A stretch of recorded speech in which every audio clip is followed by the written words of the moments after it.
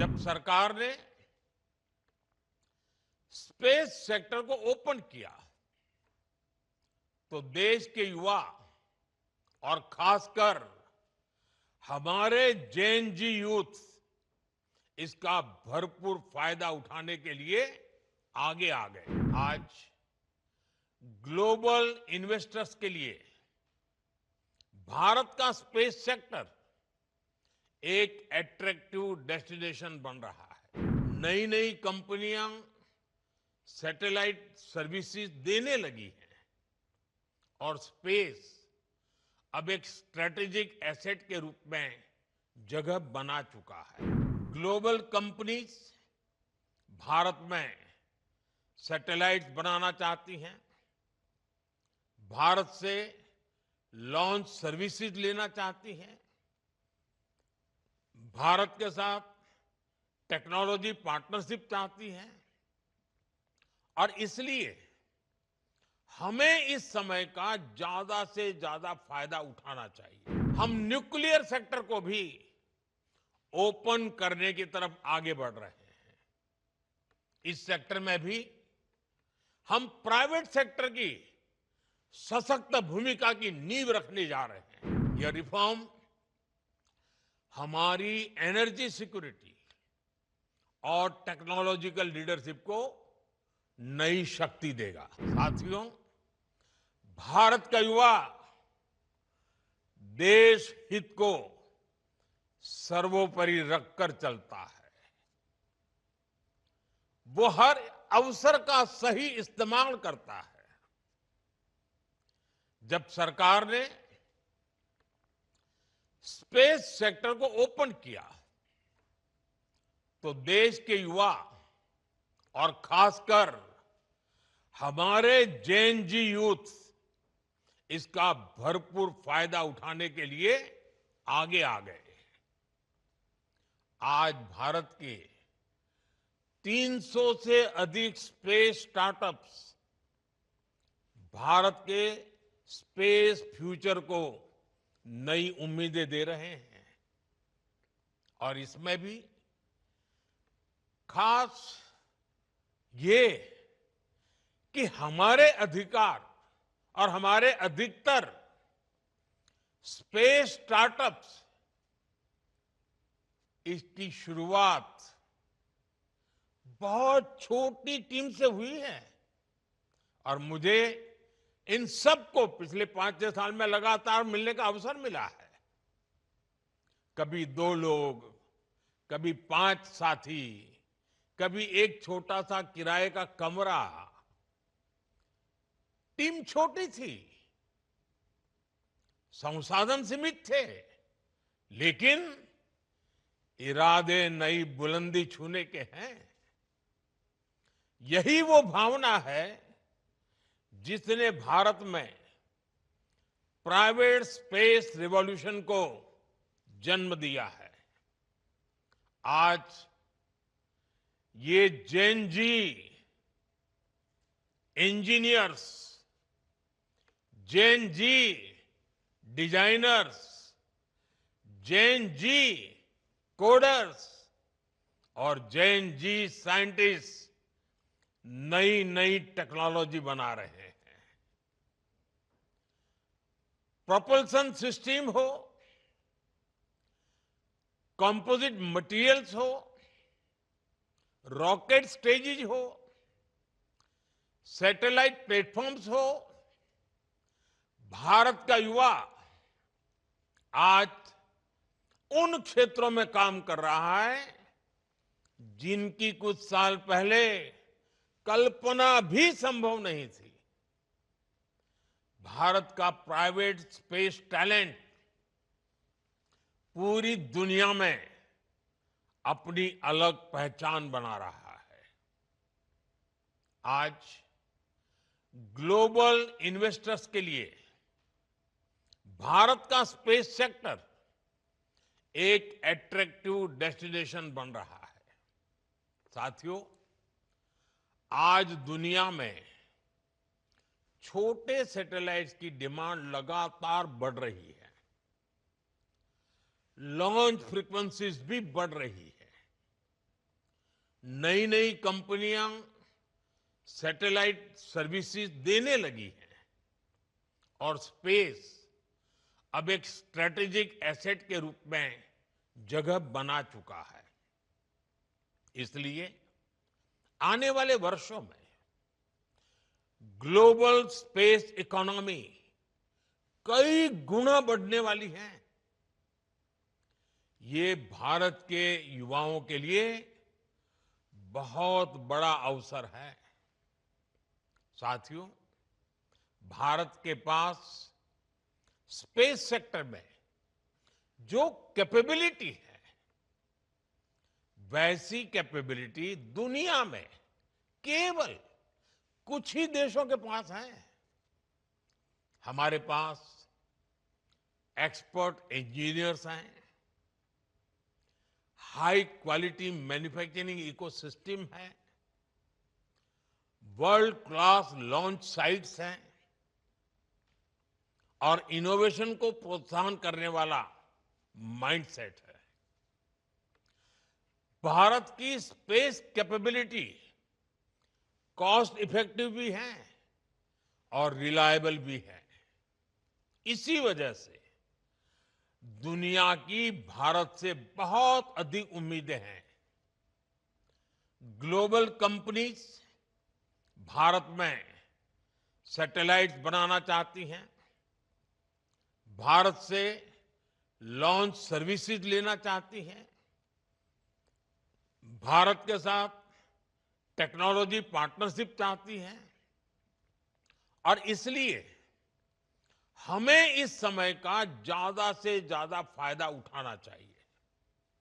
साथियों, आज जो बदलाव हम स्पेस सेक्टर में देख रहे हैं, वो भारत में हो रहे स्टार्टअप रिवॉल्यूशन का हिस्सा है। बीते एक दशक में अलग अलग सेक्टर्स में स्टार्टअप्स का नया दौर शुरू हुआ है। फिनटेक हो, एग्रीटेक हो, हेल्थ टेक हो, क्लाइमेट टेक हो, एजुटेक हो, डिफेंस टेक हो, हर क्षेत्र में भारत के युवा, हमारे जैन जी नए समाधान दे रहे हैं। और आज मैं दुनिया के जैन जी को भी बड़े आत्मविश्वास से कह सकता हूं कि अगर जैन जी के लिए सच्चे अर्थ में कहीं से प्रेरणा मिल सकती है तो भारत के जैन जी से मिल सकती है। भारत के जैन जी की जो क्रिएटिविटी है, भारत के जैन जी की जो पॉजिटिव माइंडसेट है, भारत के जैन जी की जो कैपेसिटी बिल्डिंग है, ये अपने आप में पूरी दुनिया की जैन जी के लिए आदर्श बन सकती है। आज भारत दुनिया का तीसरा सबसे बड़ा स्टार्टअप इकोसिस्टम बन चुका है। एक समय था जब स्टार्टअप का मतलब केवल केवल कुछ बड़े शहरों तक सीमित था, लेकिन आज भारत के छोटे छोटे शहरों और गांवों से भी स्टार्टअप निकल रहे हैं। आज देश में 1.5 लाख से अधिक रजिस्टर्ड स्टार्टअप्स हैं। अनेकों स्टार्टअप्स यूनिकॉर्न बन चुके हैं। साथियों, आज भारत केवल एप्स और सर्विसेज तक सीमित नहीं है। हम अब डीप टेक, मैन्युफैक्चरिंग और हार्डवेयर इनोवेशन की ओर तेजी से आगे बढ़ रहे हैं। Thanks to Jain ji. आप सेमीकंडक्टर सेक्टर का ही उदाहरण लीजिए।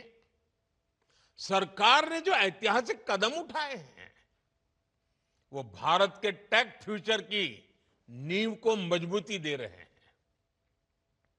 आज देश में semiconductor fabrication units, chip manufacturing और डिजाइन हब्स बहुत तेजी से विकसित हो रहे हैं। चिप से लेकर सिस्टम तक भारत अब एक मजबूत इलेक्ट्रॉनिक वैल्यू चेन तैयार कर रहा है। ये आत्मनिर्भरता के संकल्प का हिस्सा तो है ही। इससे भारत ग्लोबल सप्लाई चेन का एक मजबूत और भरोसेमंद पिलर भी बनेगा। साथियों, रिफॉर्म्स का हमारा दायरा भी लगातार बढ़ रहा है। जैसे हमने स्पेस इनोवेशन को प्राइवेट सेक्टर के लिए ओपन किया, वैसे ही हम एक बहुत महत्वपूर्ण सेक्टर में भी कदम उठाने जा रहे हैं।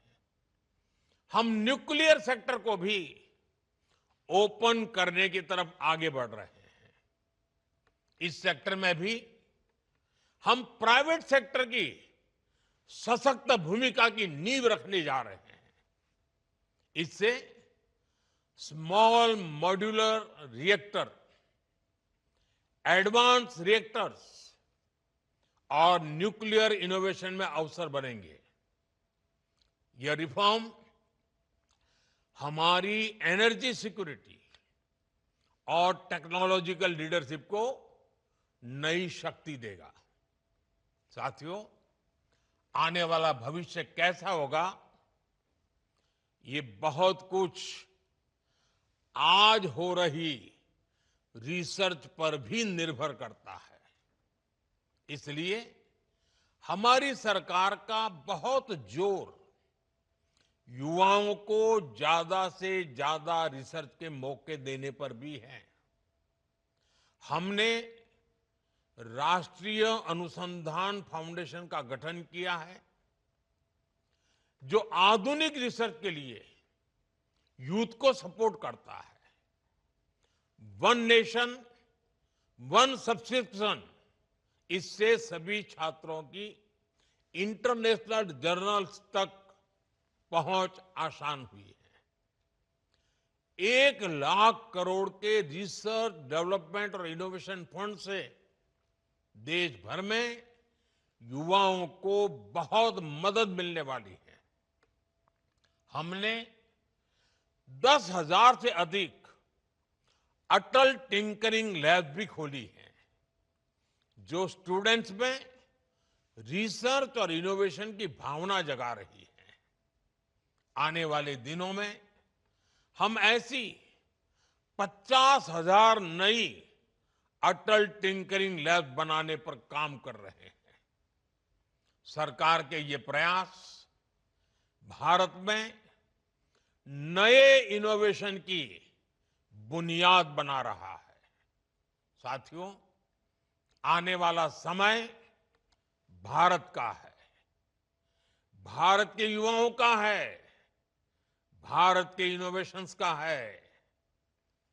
कुछ महीने पहले स्पेस डे के अवसर पर मैंने हमारी स्पेस एस्पिरेशंस की चर्चा की थी।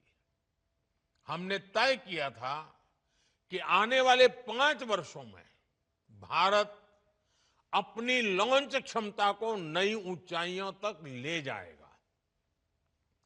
हमने ये भी निश्चय किया था कि भारत के स्पेस सेक्टर में 5 नए यूनिकॉर्न तैयार होंगे। स्काई रूट की टीम जिस प्रकार आगे बढ़ रही है, उससे ये तय है कि भारत अपने हर लक्ष्य हासिल करके रहेगा। साथियों, मैं भारत के हर नौजवान को, हर स्टार्टअप, साइंटिस्ट, इंजीनियर, एंटरप्रेन्योर को भरोसा देता हूं। और मेरे नौजवान साथियों, ये मेरी गारंटी है, सरकार हर कदम पर आपके साथ खड़ी है।